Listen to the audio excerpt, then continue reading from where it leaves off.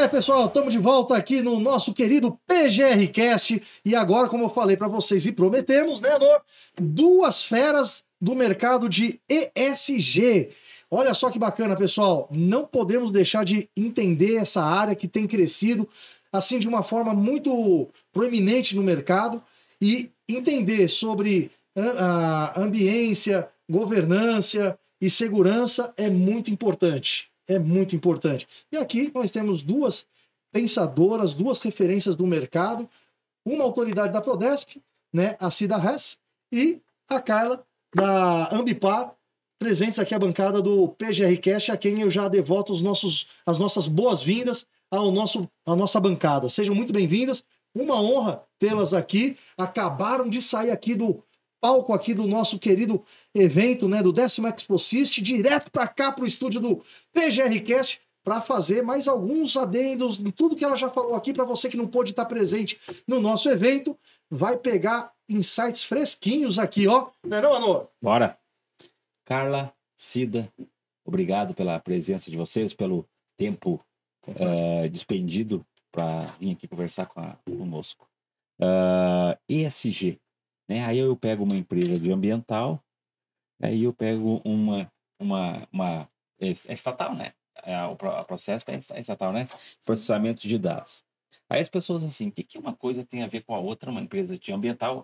Porque normalmente as pessoas, elas relacionam esse ESG no ambiental. Se você fizer uma pesquisa, 70%, 80% das pessoas, não, ESG é ambiental. Né? Agora vem a parte social Prodesp. E aí? Governança. Expliquem esses dois conceitos em cima do ESG. Bom, posso começar, Cida? Sim, claro. Bom, para a gente falar, né, sobre ESG, então, estamos olhando para esses pilares do ambiental, social e de governança. Sim.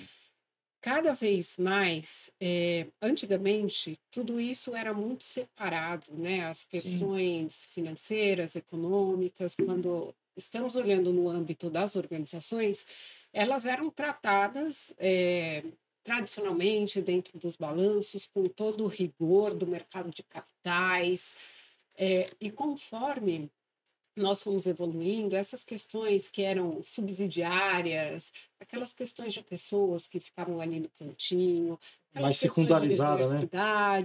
Aquelas questões ambientais, elas eram uns departamentos pequenos, e isso veio ganhando uma relevância cada vez maior ao longo desses últimos anos, né? Então, no evento aqui eu pude falar bem pouquinho sobre essa história, mas o que a gente observa é que realmente estamos caminhando para um encontro efetivo entre a agenda de governança e a agenda socioambiental. Então, quando olhamos para esse pilar de governança que estuda todos os riscos de uma companhia, quais são os controles internos que nós temos que ter para garantir, então, essa governança, os bons procedimentos, o cumprimento das políticas, a questão de compliance. Cada vez mais essas questões têm se encontrado com as questões socioambientais. Então, hoje, realmente, ESG está virando uma questão consolidada, olhando para todas essas questões. Então, não é só mais a questão de olhar a questão ambiental sobre a perspectiva do impacto, de qual é o volume de emissões de gases de efeito estufa, mas também sobre a perspectiva de qual é o impacto financeiro que isso pode ter dentro da organização, seja por uma taxação, seja por uma nova regulação de mercado. Então, cada vez mais essas agendas chegam juntas de governança e sustentabilidade. Legal. Excelente. Bom, Carla, complementando, você deu uma aula, né, Carla? Eu não vou fazer uma repetição, mas eu vou fazer uma parte complementar que eu acho que é bem interessante, o que ela falou de questões subsidiárias. Porque o business, o capitalismo, era voltado exclusivamente para as questões de resultado. Sim. Cash is king, não se fala mais nisso, e com o ESG, o cash, ele ganhou cash is king, mas o reinado é o propósito. Então veio muito a responsabilidade, o impacto que tem sobre pessoas, sobre o ambiente e todas as práticas que estão sendo utilizadas pelas empresas. Então, eu acho, o que mudou é que nós temos um olhar regulatório, né? Então, trazemos para cá um assunto que é muito importante e fica o recado, se quem ainda não olhou, se debruçou sobre esses impactos, é o impacto do IFRS S1 e S2.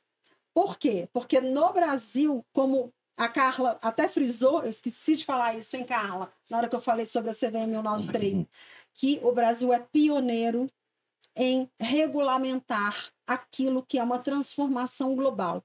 Como ela falou, nós temos regras claras, contábeis, financeiras e com disclosure para as demonstrações financeiras, auditadas, inclusive, independente com a 11638, independente de serem negociadas na Bolsa de Valores, chegou aquelas que são de grande porte, sim, estão sendo obrigadas a serem auditadas, agora as empresas vão ter que ser obrigadas a serem auditadas nas suas questões também de impactos climáticos, o disclosure, né, a transparência num relatório único de responsabilidade para realmente o seguinte, inclusive quando ela não faz. Então, vai ter que deixar muito claro aquilo que ela faz e faz com maestria, que vai ser auditado, ou aquilo que ela não faz e por que não faz, né?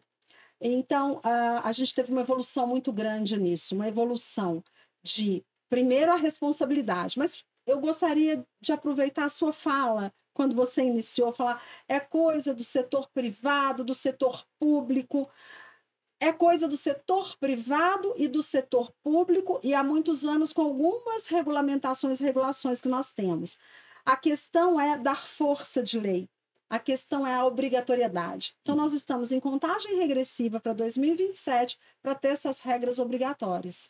Já tem um projeto de PL voltado a essa temática. Já foi aprovado pela CVM, que regula as empresas com ações negociadas na Bolsa de Valores ou empresas com operações estruturadas. Elas vão ter que dar visibilidade às suas operações e isso já está numa regulamentação da CVM, a CVM 193, mas vai além. Por quê? Porque a 193 ela vai atingir até o escopo 3. E se o escopo 3 é aquele da cadeia de valores, ela vai pegar o pequeno, o médio e o grande. Se a empresa que tem ações negociadas na Bolsa de Valores tem operações com empresas pequenas, ela vai ter que dar conta das emissões das empresas pequenas, dos impactos das empresas pequenas. Então, isso vai reverberar positivamente para o mercado brasileiro. E aí, agora eu passo a palavra para a Carla, porque ela tem uma mensagem a dar importante. Isso implica, inclusive, trabalho escravo, está dentro dessa... entra na parte social. Na realidade, quando nós falamos de IFRS S1, a gente não combinou esse discurso. Nunca imaginei estar aqui, nós nos conhecemos há muitos anos e a gente se reencontrou aqui por coincidência nesse painel, mas quando nós falamos IFRS S1, estamos falando de todos os aspectos ESG, então aí sim entra todas essas questões sociais relacionadas a trabalho escravo, ao tratamento dado aos empregados, as questões relacionadas à comunidade, acidentes de trabalho, então todos os aspectos sociais. Olhamos também para todos os aspectos ambientais, então aqui emissões de gás de efeito estufa, água, resíduos e todos esses biodiversidade, que a gente não pode esquecer que é um tema, é o próximo tema, é a próxima onda que vem, né, desses assuntos. E também os aspectos de governança que eu comentei um pouquinho. E o IFRS S2 é específico sobre mudanças climáticas. Então, ele traz uma obrigatoriedade das empresas reportarem quais são os riscos a que elas estão expostas em decorrência das mudanças climáticas. Então, existem dois tipos de risco que nós estamos falando aqui. Existe o risco físico, que é aquele que é mais visível, que é mais fácil da gente entender olhando o que aconteceu no Rio Grande do Sul, as queimadas na Amazônia, o que aconteceu agora em Valência, né, na Espanha, o que aconteceu nos Estados Unidos com o furacão Milton. Então, assim, a gente não consegue nem esquecer de tudo.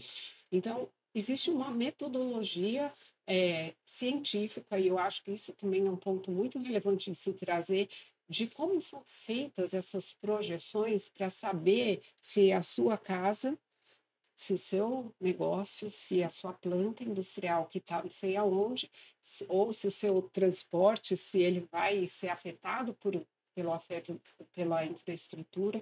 Então, qual é o risco físico? Devido a várias ameaças. Então, estou falando de ameaça de inundação, de enchente, de seca, deslizamento, são várias ameaças que podem impactar o negócio. Mas, além dessas ameaças, né, que são os riscos físicos, existem também outras ameaças, que são as ameaças dos riscos de transição. E esses riscos de transição, eles podem ser regulatórios. Então, agora existe uma nova legislação na Europa chamada CBAM, que vai impor uma taxação para o aço. Então, o aço que não for mais verde vai pagar mais imposto para entrar na Europa. Então, existem os riscos regulatórios, existem os riscos tecnológicos, porque aqueles produtos que ainda correm o risco de ser substituídos por produtos mais limpos, a empresa pode perder o mercado. Então, impacta economicamente falando. Impacta economicamente. Existem os riscos reputacionais. É mais sensível. Exato. Existe o risco de mercado. O meu consumidor pode simplesmente optar por não comprar mais o meu produto porque ele é poluente. Né? Então, eu acredito muito nessas novas gerações que vêm com uma nova consciência e que já demonstram muitas preferências por produtos mais ambientalmente corretos. Então, quando a gente fala de FRS S2, a gente está falando que as empresas não só têm que reportar as suas emissões realmente, né, do que é Escopo 1, 2 e 3, como a Cida bem trouxe, não só as próprias emissões de gás de efeito estufa, mas o risco e o quanto isso vai impactar no negócio. Isso vai me impactar na receita, isso vai me impactar nos meus ativos, né? Então, eu tenho seguro para cobrir esse ativo? Quais são as medidas, né, de prevenção e de mitigação, enfim, que eu estou tomando para me prevenir contra esses riscos? Eu vou usar um exemplo. O Maia é gestor de risco de uma grande empresa. E eu forneço uma tecnologia para a supply chain deles, que é a matéria-prima, que é o boi vivo, né? Então, o que a minha tecnologia faz para eles? Faz com que eles certifiquem. Depois que eu entrei no projeto, que fui entender, mas o que os caras querem saber da onde pega o boi vivo, né? Então, na realidade, eles estão certificando que aquele gado veio, o gado gaúcho, né? Veio gaúcho agora.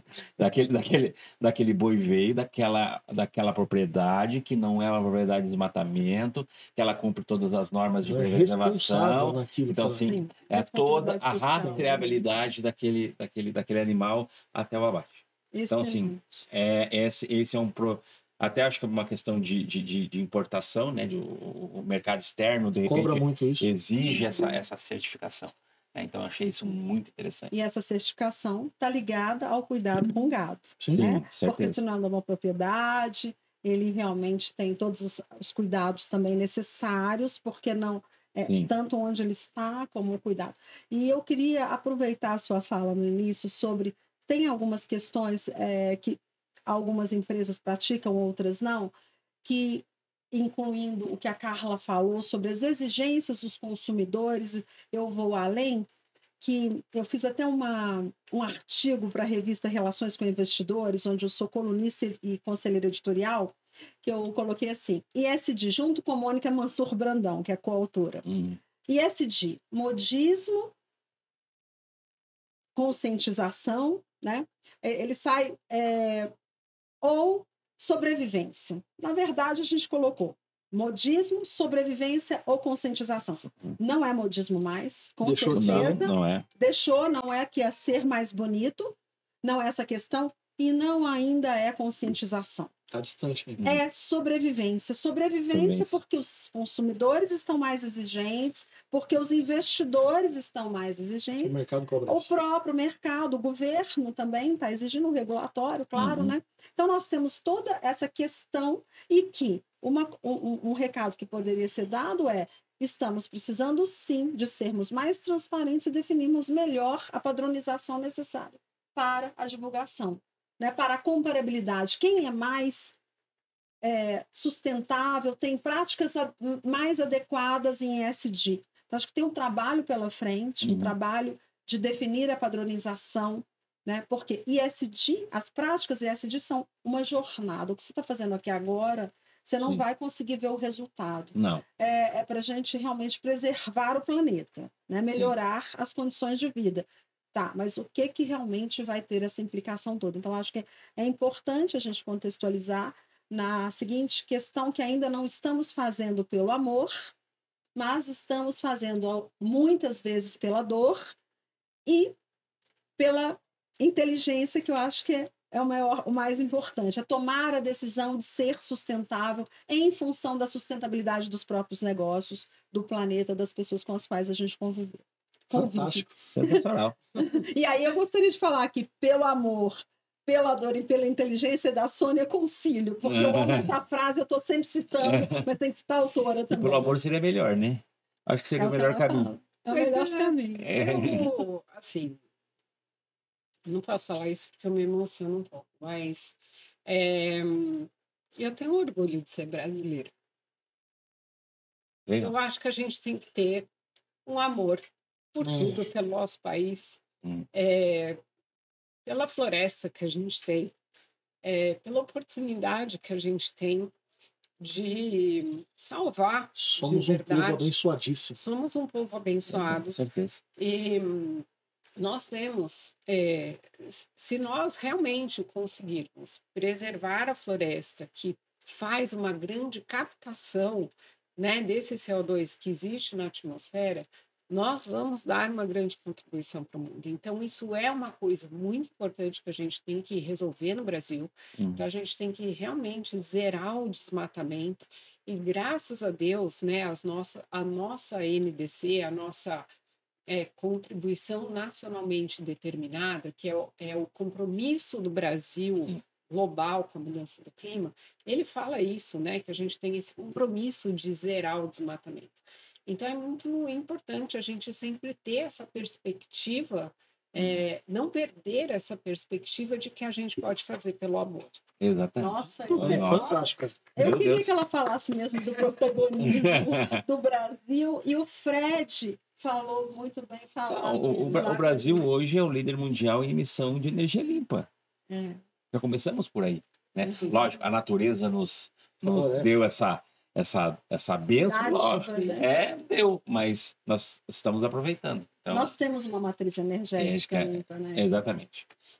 Mulheres, muito obrigado, sensacional. Muito obrigada. Bem emocionada. Eu vou abraçar a Carla, porque eu queria, na hora do... Já podemos falar? Pode. Não, pode abraçar, não tem problema nenhum. Pode abraçar.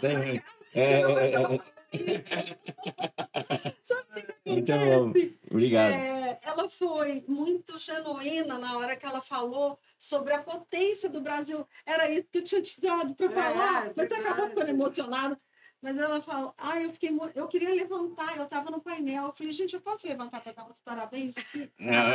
Porque isso tem que ficar na mídia, isso tem que reverberar, porque ter orgulho do país, né? A gente vê muita gente querendo cascar fora e cascando fora, né? Literalmente indo embora. E a gente precisa de protagonistas. Para nós terminarmos, fala para nós aí, para o nosso público, como que faz para encontrar a Cida nas redes sociais? Sim, muito obrigada. Eu sou Cida Hess, com Hess. Eu estou no LinkedIn com este nome. Uso pouco o Instagram, desculpem. Utilizem o LinkedIn, por favor. Importante. Carla? Bom, eu também uso prioritariamente o LinkedIn. Vou postar uma foto aqui do evento hoje. Carla Leal, no LinkedIn. podem me procurar lá do Ambipar. E sigam todas as nossas redes da Ambipar, porque a Ambipar é uma empresa fabulosa. É uma empresa fabulosa. Todo dia tem uma notícia maravilhosa para contar de todas, né, tanto das questões do que a Environment faz em atuação nesses grandes incidentes, mas também nesses projetos da Environment que...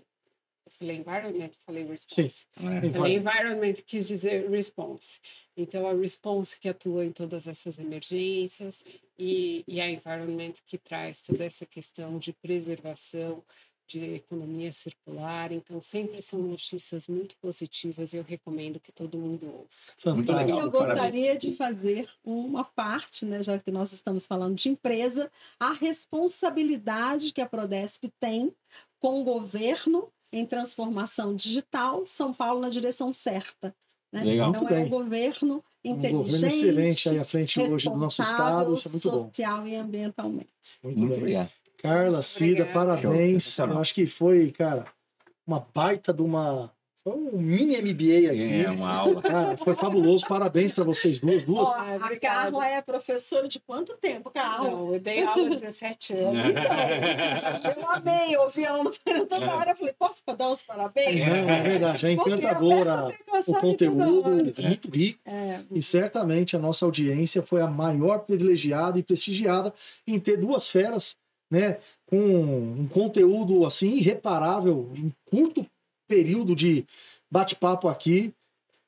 Tem que estar lá no PGRcast para um episódio dedicado a gente se apurar sobre essa temática que hoje é tão importante e relevante para o mercado global, não só para o Brasil. Não. Parabéns, viu, gente? Com certeza. É São Paulo? Eu sou de São Paulo, moro aqui do lado, então é muito fácil. É muito fácil. Muito obrigada pelo convite, foi muito gentil de vocês. Eu que agradeço. Pessoal, não saia daí que daqui a pouco mais outras feras na bancada do PGRcast aqui no 10º Exposist. Um abraço, pessoal!